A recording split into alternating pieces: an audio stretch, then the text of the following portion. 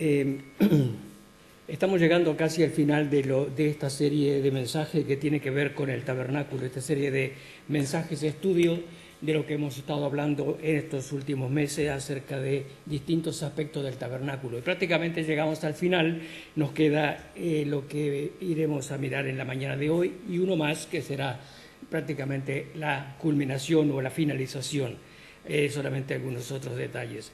De todas maneras, creo que hemos aprovechado lo que hemos escudriñado de las Escrituras y sobre todo que podamos no solamente escuchar, no solamente leer, sino sobre todo aplicar en nuestras vidas. O sea, que esto forme parte de nuestra experiencia como cristianos, porque de nada vale que leamos, que hablemos o que consideremos estas verdades y luego no forma parte de lo que es nuestro andar como cristianos. Resumiendo un poquito acerca de lo que ya habíamos visto, hemos entrado en el tabernáculo por la puerta. Yo soy la puerta, dijo Jesús, el que por mí entrare será salvo. Nos hemos detenido luego en el altar del sacrificio, donde hemos contemplado la multitud de corderos que eran sacrificados continuamente para de esa manera, de alguna manera, cubrir el pecado de aquellos que, conscientes de su necesidad y conscientes de su condición delante de Dios, tenían que llevar estos corderos. Pero sobre todo recordamos lo que dijo Juan el Bautista cuando contempló a Jesús que venía acercándose, dijo: he aquí el Cordero de Dios, no que cubre, sino que quita el pecado del mundo. Y Hebreos capítulo 10, versículo 12 dice que con una sola ofrenda hizo perfecto a los santificados. Nos hemos luego detenido en la fuente, recordando lo que dice Levítico: os santificaréis y seréis santos porque yo, el Señor, soy santo. Sed santo porque yo soy santo. La voluntad de Dios es vuestra santificación, pues no nos ha llamado Dios a inmundicia, sino a santificación. Precisamente eso es lo que nos habla la fuente a la cual debemos acudir una y otra vez si queremos que nuestra vida sea de acuerdo a lo que hemos profesado con nuestro corazón. Y luego entonces inmediatamente después hemos entrado en el lugar santo, en la primera parte de lo que es prácticamente de estas dos partes que conforman el tabernáculo. En el lugar santo nos hemos encontrado con tres elementos que nos hablan de tres aspectos importantes en cuanto a nuestra relación con Dios. El altar del incienso, que nos habla de la oración. Hemos visto al sacerdote que juntamente con el humo del incienso subía en su oración delante de Dios, queriendo alcanzar el rostro y la presencia de Dios y a la vez intercediendo por todos aquellos que estaban expectantes alrededor del tabernáculo. Lo hacía en la presencia de Dios a través de la obra del Espíritu y identificado con el candelabro, y que el Espíritu Santo hace posible que nuestras débiles palabras, nuestra oración llegue hasta la misma presencia de Dios. Pero sin olvidar también otro aspecto importante, que es el alimento espiritual que debemos recibir una y otra vez continuamente, representado por los panes de la mesa que estaba así en el otro lado. Un alimento espiritual que todos necesitamos, que realmente necesitamos. El profeta dijo con toda razón que el pueblo sin conocimiento perece, y sin duda esa es la parte negativa y la parte que debemos tener en cuenta, que si no hay conocimiento de las Escrituras, si no hay conocimiento de la palabra, si no hay conocimiento del Dios único y verdadero, si no hay conocimiento de estas verdades en las cuales cimentamos nuestra vida, vamos a ir a una decadencia espiritual, la cual por supuesto nadie desea. Luego entonces entramos en el lugar santísimo. Esta es la última parte o la segunda parte de lo que probablemente podríamos llamar el tabernáculo en sí. En el lugar santísimo tenemos un único símbolo, un solo elemento, un solo mueble, y es el arca. O sea que es el elemento más importante de todos los que hemos visto hasta ahora. Ahora, si nosotros miramos o si consideramos un momento o pensamos cuántas clases de arca o de cuántas clases de arca nos habla la Biblia. Si yo hiciera esa pregunta me diríais, bueno, el arca de Noé, lógico, el arca de donde fue puesto Moisés, muy bien, y luego el arca de lo que nos habla aquí entre los muebles del tabernáculo. Es interesante que cuando se habla del arca de Noé o el arca de Moisés, la palabra en hebreo que se usa para esto es tebá, que no tiene nada que ver con la palabra que se usa para el arca del tabernáculo, porque las otras arcas tienen un mensaje muy importante, un mensaje que realmente nos habla de la salvación, de la soberanía de Dios, del poder de Dios, del cuidado de Dios, de la provisión de Dios y muchos otros aspectos que realmente son muy importantes. Pero la palabra aquí para, en este caso, arca, y cuando miramos en el Antiguo Testamento nos encontramos con que nos habla de distintas palabras para hablar de lo mismo. Dice en algunas partes arca del pacto, en otras dice arca del testimonio, arca del Señor, arca del Dios de Israel o simplemente el arca. De todas maneras está hablando exactamente de lo mismo. Y la palabra en hebreo es Aarón, sin una sola A, Aarón. Ahora, lo más interesante es que, y lo he dicho en otras oportunidades, en hebreo una palabra puede tener 4 o 5 distintos significados. Y la primera vez que encontramos esta palabra fue en relación a el momento en que el pueblo de Israel pone los restos de José en un ataúd. O sea que la misma palabra también, además de arca, significa ataúd. En Segunda Reyes nos habla precisamente exactamente de la misma palabra, Aarón, y en este caso se habla o se relaciona con un cofre donde se ponía el dinero. La misma palabra, 3 cosas distintas. Ahora, de todas maneras, la gran frecuencia o la mayor parte de las veces que se usa es con relación al arca del tabernáculo y más tarde el arca del templo. ¿Me seguís hasta ahora, verdad? Sí, vale. En Éxodo capítulo 25 nos habla acerca del momento en que Dios da las indicaciones de cómo debía ser construida esta arca.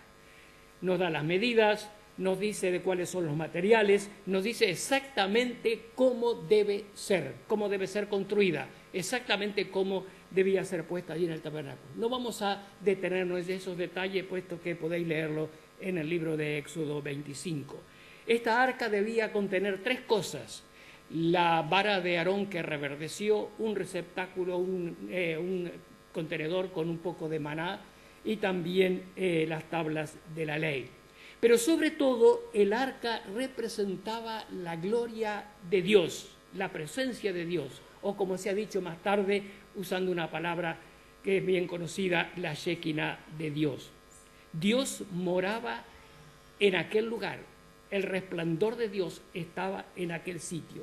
Por eso cuando en cierta oportunidad de la historia de Israel, mientras Israel peleaba contra los filisteos y viendo que los filisteos estaban prevaleciendo, a alguien se le ocurrió la idea de que era mejor llevar el arca al campo de batalla, porque de esa manera podía hacer que el pueblo se encontrara un poco más motivado para pelear contra los enemigos.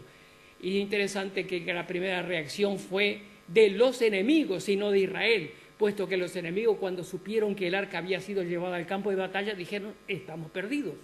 Pero sin embargo, en el plan de Dios había otra cosa, y permitió que el pueblo de Israel cayera y huyera delante de los filisteos, y el arca cayera en manos de los enemigos. En aquellos días, Elí era el sumo sacerdote, y Ofni y Finés eran los hijos que estaban en el campo de batalla. Los dos murieron. Elí, ante la noticia tan tremenda y sobre todo el hecho de que el arca había caído en manos de los enemigos, dice, cayó hacia atrás en el lugar donde estaba sentado y se desnucó y murió. Y la esposa de Finés, que estaba a punto de dar a luz, dio a luz en aquel momento y llamó a su hijo Icabod, que significa la gloria de Dios ha sido traspasada, por causa de que el arca había caído en las manos de los enemigos. El arca, la gloria de Dios ha sido traspasada. Eso nos da una idea de la forma, el concepto que tenían y cómo se consideraba el arca dentro de los propósitos de Dios. En el libro de Hebreo nos habla precisamente de lo que sucedía, nosotros lo tenemos también en el Antiguo, pero en el Nuevo dice que una vez al año el sumo sacerdote entraba con sangre para interceder por todos aquellos que estaban alrededor. Pero sobre todas las cosas, el arca nos habla de algo muy importante y nos habla acerca de adoración.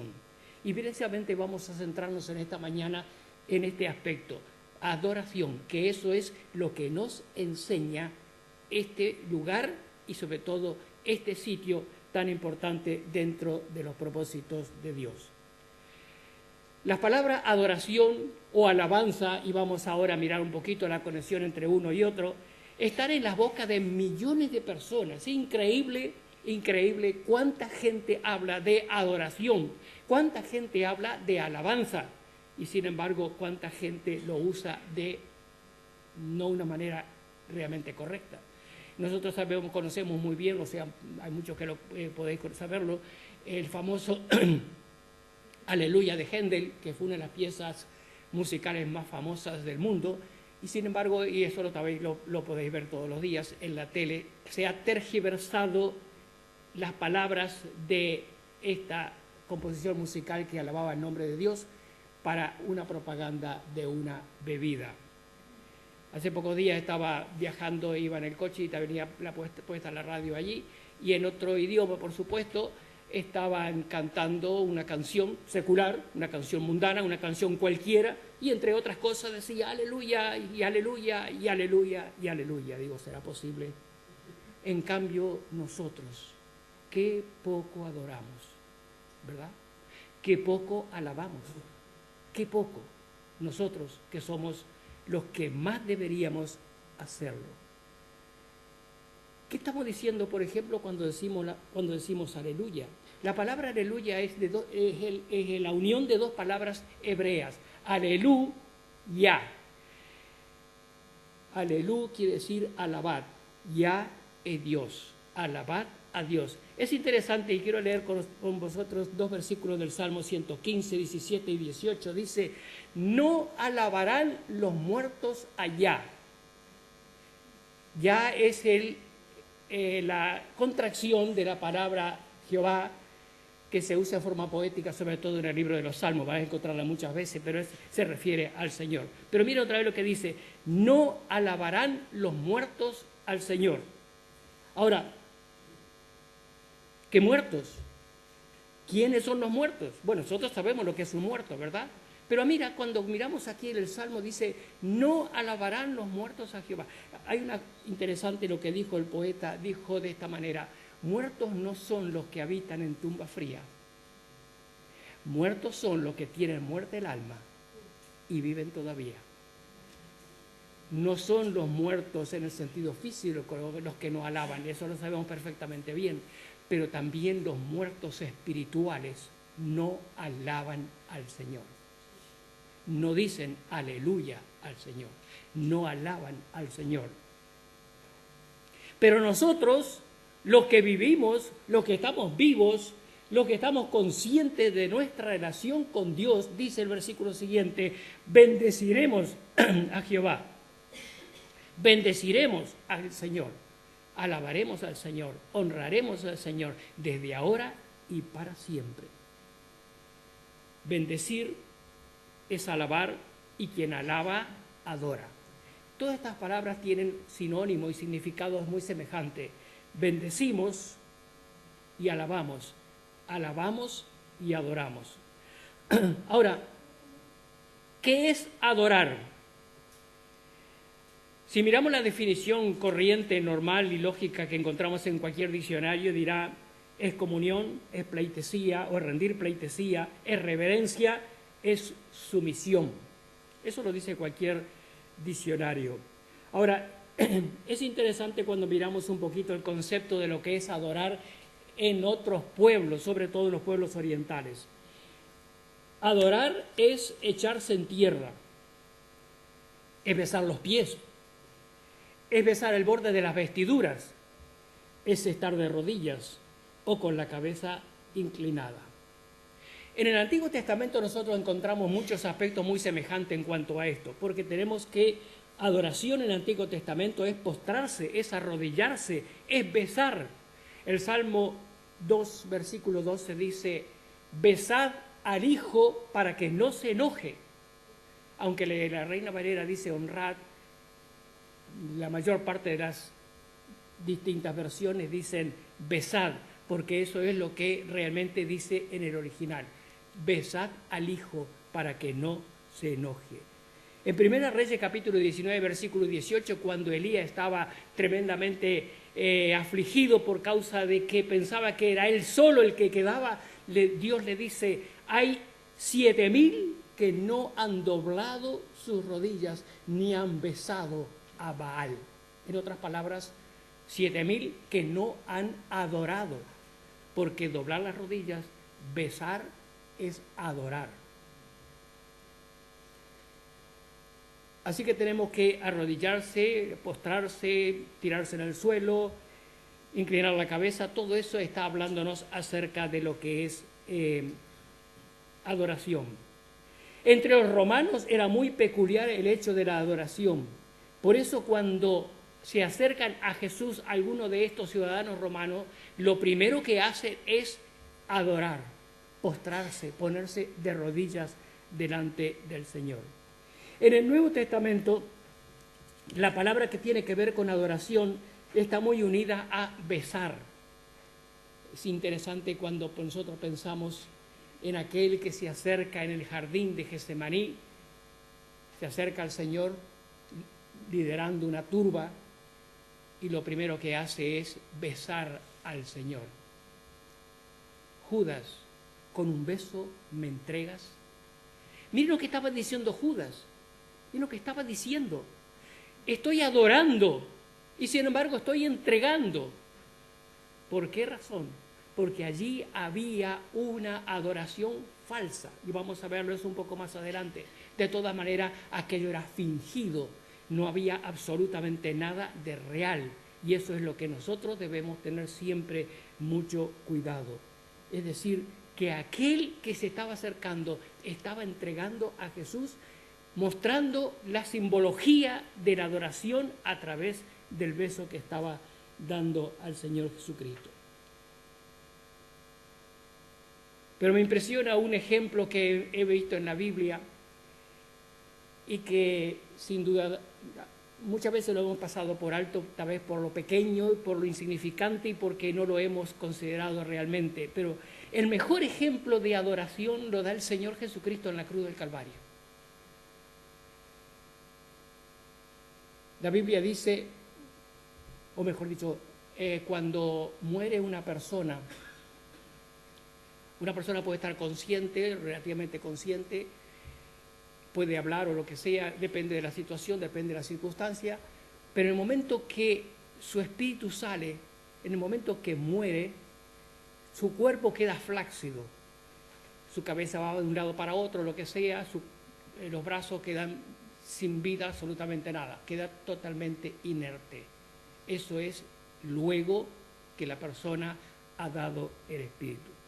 Sin embargo, en el capítulo 19 del Evangelio de Juan, y el versículo 30, hablando del Señor Jesucristo, y luego que dice, consumado es, dice, habiendo inclinado la cabeza, después de haber inclinado la cabeza, entregó el Espíritu. O sea que no inclinó la cabeza después de haber salido el Espíritu, sino que inclinó la cabeza antes de que saliera el Espíritu. ¿Qué estaba diciendo? ¿Qué estaba haciendo? Estaba en aquel momento el Señor Jesucristo adorando a Dios en un acto externo motivado por un profundo sentimiento. En otras palabras, estaba diciendo a Dios, toda la gloria de este momento, de lo que está sucediendo aquí, sea para ti. Porque tanto has amado al mundo que me has entregado para que todo aquel que en mí cree no se pierda, mas tenga vida eterna. Adoración por parte del Señor antes de que su espíritu saliera y muriera en el Calvario. La adoración es un acto externo motivado por un profundo sentimiento interior. No es lo externo que motiva lo interior, sino lo interior motiva lo externo. Es al revés. Si la expresión exterior no está de acuerdo con la interior, no sirve de nada. Si lo de afuera no está de acuerdo con lo de adentro, no sirve de nada. Si lo de afuera no va acorde con lo que sentimos, no sirve de nada. Recuerdo en una ilustración bastante antigua, ya os daréis cuenta por qué, un padre que era conductor de camiones, un día se le ocurrió llevar a su hijo con él en un viaje. En esa época no había tanta cosa acerca de los asientos y todo lo demás, por eso digo que es un cuento bastante antiguo. De todas maneras, el niño estaba de pie en la cabina y el padre dice, siéntate, es peligroso que estés de pie. Y dice, pues no, ahí se quedaba. Dice, siéntate, por favor, siéntate. Y siéntate, y siéntate, y insistía una y más, y una y otra vez. Y el niño se había empecinado de estar de pie hasta que el padre, enojado, le dijo, por favor, siéntate. Y el niño se sentó y dijo, papá, me sentaré, pero en mi corazón sigo de pie. Si lo de afuera no está de acuerdo con lo de adentro, no sirve de nada. Adoramos cuando servimos como acto de adoración, es la ofrenda de nosotros mismos en servicio a Dios. Adoramos cuando servimos en adoración. El hombre, el siervo que fue enviado a buscar esposa para Isaac, cuando estaba en su trabajo de servir a su amo, servir a aquel que le había enviado, servir a aquel que le había dado un trabajo para hacer, cuando encontró la culminación de lo que estaba haciendo, cuando encontró la esposa que Dios había preparado para el hijo de su siervo, dice la Biblia, se inclinó y adoró. La Biblia nos habla también de que el pueblo, cuando se reunía, todos, el sacerdote entraba en el tabernáculo, dice, cada uno salía a la puerta de su tienda y adoraba a Dios. Josué, cuando estaba listo para servir al Señor, guiando al pueblo en la conquista de la tierra prometida, y antes de emprender aquella magna tarea, dice, se postró sobre la tierra y adoró a Dios. Y el salmista nos invita y nos dice, venid, adoremos y postrémonos y arrodillémonos delante de Dios nuestro Hacedor. Pero vamos a ir ahora al Evangelio de Juan, que fue la lectura de esta mañana. Y vamos a ver qué nos enseña la Biblia acerca de la adoración. Porque tenemos varios aspectos en cuanto a lo que tiene que ver con la adoración.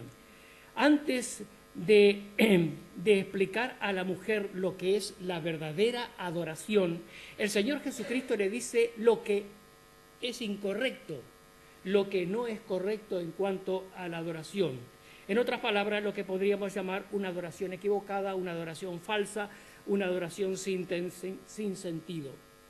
La falsa adoración consiste en postrarse ante cualquier persona, ante cualquier ser, ante cualquier cosa. A lo largo de la Biblia tenemos tremendos ejemplos acerca de esto. Pero si no queremos ir tan atrás, miremos a nuestro alrededor simplemente. ¿Cuántos ídolos hemos levantado? ¿Cuántos ídolos tenemos? ¿A cuántos ídolos servimos? ¿Y a cuántos ídolos adoramos? A veces nos sorprende que, por ejemplo, en la India todavía la gente sigue adorando a la vaca.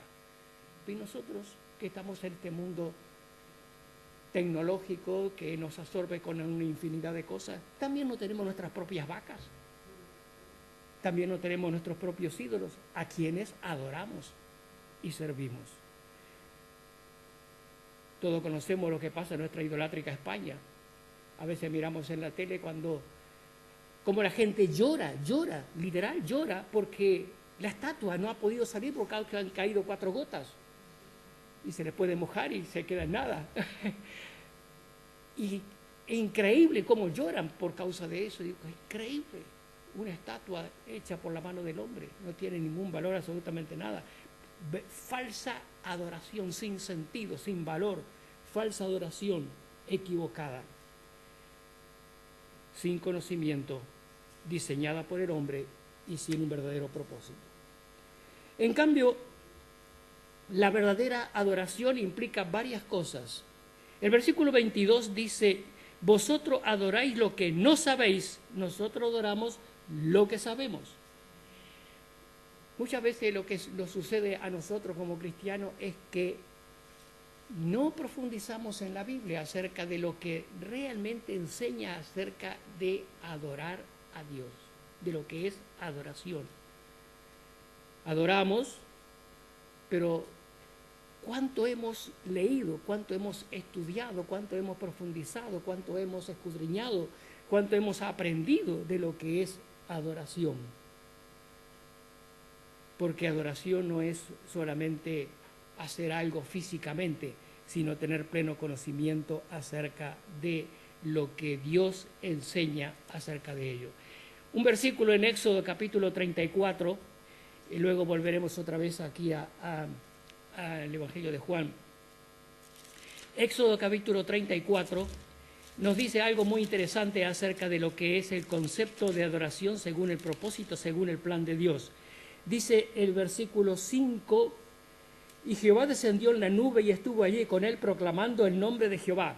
Y pasando Jehová por delante de él proclamó, Jehová, Jehová, fuerte, misericordioso y piadoso, tardo para la ira, grande en misericordia y verdad, que guarda misericordia a millares, que perdona la iniquidad, la rebelión y el pecado, y que de ningún modo tendrá por inocente al malvado, que visita la iniquidad de los padres sobre los hijos y sobre los hijos de los hijos hasta la tercera y cuarta generación. Y entonces Moisés, consciente de lo que era la revelación de la persona de Dios, consciente del Dios con quien estaba tratando, consciente, plenamente consciente del Dios a quien servía, del Dios a quien seguía, del Dios en quien había creído, dice aquí el versículo siguiente, cayó al suelo, bajó la cabeza y adoró. Eso es precisamente lo que debemos nosotros aprender de la palabra de Dios. ¿Cuándo adoramos? ¿De qué manera adoramos? Cuando entendemos a quién adoramos. Cuando entendemos y reconocemos la grandeza, el poder, la santidad, la soberanía y lo que es, todo lo que es nuestro Dios. Cuando nos damos cuenta de cuán grande es Él y cuán pequeños somos nosotros. Cuando nos damos cuenta de cuán santo es y cuánto arrastramos nuestra naturaleza pecaminosa. Cuando nos damos cuenta de lo que es su grandeza, deberíamos adorarle en temor santo delante de Dios, con dignidad frente a nuestra indignidad. Eso es lo que debe implicar el conocimiento de la adoración. Adoramos muchas veces sin conocer realmente lo que es. La verdadera adoración debe estar dirigida en forma correcta. Versículos 23 y 24 es interesante que en estos dos versículos 3 veces el Señor dice a quién debe estar dirigida la adoración. El Dios verdadero es el único a quien debe ser dirigida nuestra adoración. Dios busca, Dios desea, Dios anhela, Dios espera la adoración de cada uno de nosotros. Cuando Jesús se enfrentó a Satanás en la tentación, frente a las tentaciones del maligno, dijo, entre otras cosas, a Dios solo adorarás y a Él solo servirás. A Dios solo adorarás, nadie más, absolutamente nadie más debe ser el centro de nuestra adoración. Dios y por supuesto el Señor Jesucristo, quien siendo Dios aceptó la adoración. Nosotros conocemos muy bien la adoración de los magos, el leproso que fue sanado, que le adoró, el principal que buscaba la sanidad para su siervo, le adoró, los discípulos sorprendidos por la manera como la tormenta se desapareció en el mar, le adoraron, la mujer cananea que se acercó buscando una solución a su tremenda necesidad, le adoró, la madre de los hijos de Zebedeo le adoró, las mujeres que habían ido a la tumba le adoraron, los 11 discípulos le adoraron luego de la resurrección y el ciego a quien Jesús sanó le adoró. Dios es el único que merece ser adorado. La siguiente cosa es, versículo 23, Los verdaderos adoradores adorarán al Padre en espíritu. ¿Cómo debe ser la adoración? En espíritu. La mujer estaba un poco confundida en cuanto a todo lo que ella sabía hasta ese momento. Dice, nosotros aquí en Siquem vamos al monte y adoramos a Dios a nuestra manera, de acuerdo a lo que nos han enseñado nuestros padres, de acuerdo a todo lo que hemos aprendido en el transcurso del tiempo. Vosotros los judíos decís que es en Jerusalén, en el templo. Ahora, por favor, ¿dónde? ¿En Siquem o en Jerusalén? ¿En la Sagrada Familia o en Gayolá? Ni allí ni allá, ni en Siquem ni en Jerusalén, porque dice aquí la Biblia fue bien clara, en espíritu, en espíritu. O sea, no en la carne, con sinceridad de corazón, con un corazón ofrecido a Dios en oposición a ritos, a ceremonia, no dependiendo de formas externas ni de lugares, en cualquier lugar donde será aceptada. La adoración en espíritu está relacionada con la mente y con el alma de cada uno de aquellos que hemos confiado en Cristo, con un sencillo ofrecimiento de gratitud y oración, con el deseo de glorificarle y sin esplendor externo. En espíritu es una actitud, tiene que ver con reverencia, tiene que ver con respeto, tiene que ver con temor santo hacia Dios. El salmista dice, adorad a Dios en la hermosura de la santidad, en espíritu. La verdadera adoración debe ser también en verdad, eso lo dice el mismo versículo. Verdaderos adoradores adorarán al Padre en espíritu y en verdad. ¿Qué significa en verdad?